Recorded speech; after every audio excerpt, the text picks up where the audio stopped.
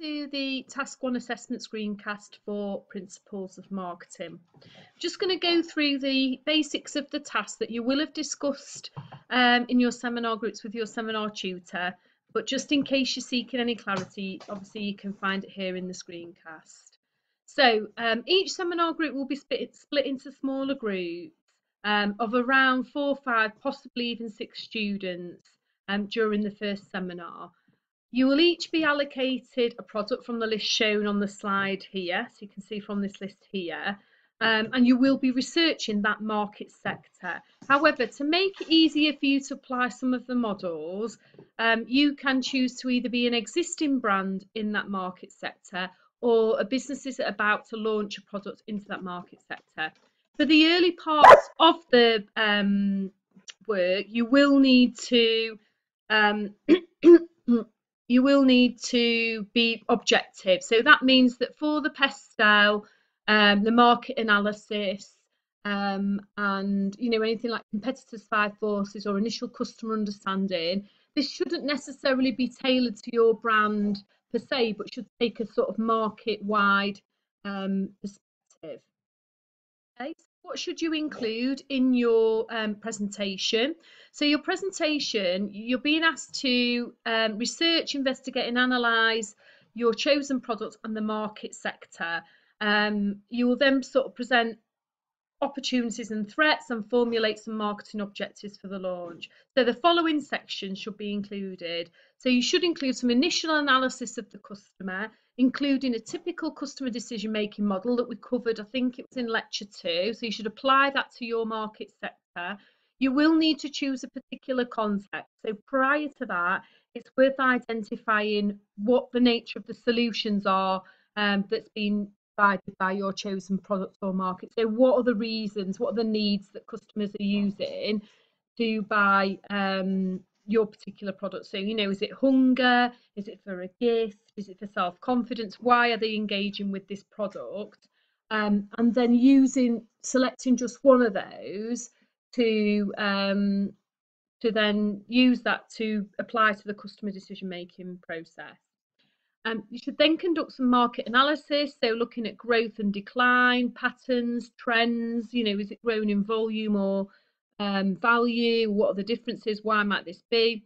Then you should consider some kind of pest analysis, so looking at the political, economic, social and technological factors. Remember here that you should outline the factors, provide the secondary source, but then the important part is noting what the implications are. So what does it all mean? Is it high impact, low impact? What could it mean?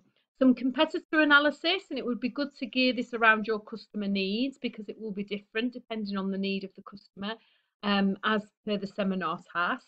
And then a SWOT and TOES analysis, so looking at gathering together a summary of all your different pieces of research and sort of highlighting the important ones and how they might help you formulate strategies before then giving some justified SMART objectives. So both some strategic top line objectives and also some operational objectives. And you should also then include a list of references on the last slide. On the day of the presentation, you should hand in a hard copy of your slides with notes. The best way to do this is to print them as notes pages in PowerPoint, but if you've used another format, then we're happy to just take hard copies of the slides and then you can just hand us in some notes as well. In addition to the content of the presentation, there's also the marks for the delivery. So you should think about how you are going to deliver your presentation and engage the audience. So avoid using fully scripted notes and just reading from them. It's inevitable that you will need to take some notes into the presentation for you to refer to, but avoid just verbatim reading them. Use them as prompts to remind you of the key points that you want to make or any statistics you want to include.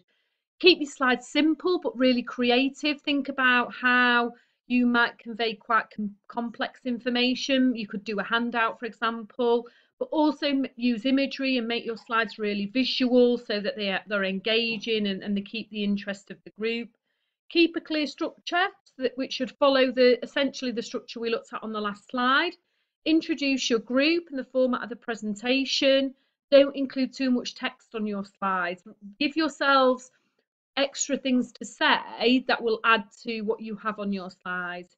Use your imagination, be creative. You can introduce product testing or other elements to your slide, to your presentation. It doesn't have to just be a really formal lecture. Make sure you rehearse, and don't be surprised by your material. Get together as a group, make it feel really cohesive. It makes sense for you to do your individual parts on your own, if how you want to do it, but then when you bring it together, give yourself some time to get it all looking the same and make it feel like one presentation rather than 4 or 5 individual ones. Further tips for the content. So make sure all of your points, wherever possible, are substantiated with secondary research. Use Mintel, Statista, other sources that you might have covered on the library induction session. Ensure you are giving some interpretation. So don't just present the fact, but tell us what that fact might mean and what are the possible implications for the industry and for your organisation. Use support in theory. So, for example, when you look at the customer decision making model, make sure this is referenced, but you can also draw in theory to support other points or claims you might be making about the industry, and ensure you adhere to APA referencing. So, if you have a statement of fact on your slide, you need to give the source and the date in brackets, just like an in-text citation, like you would in an essay or an assignment, and then include the full reference on your references list at the end of the presentation. Okay, thanks for listening. I hope you found that useful. If you've still got questions about the assessment, please feel free to talk to either your seminar tutor during seminar time or approach me at the end of the lecture on Thursday, and I'd be happy to answer any questions you might have. Good luck and do your best.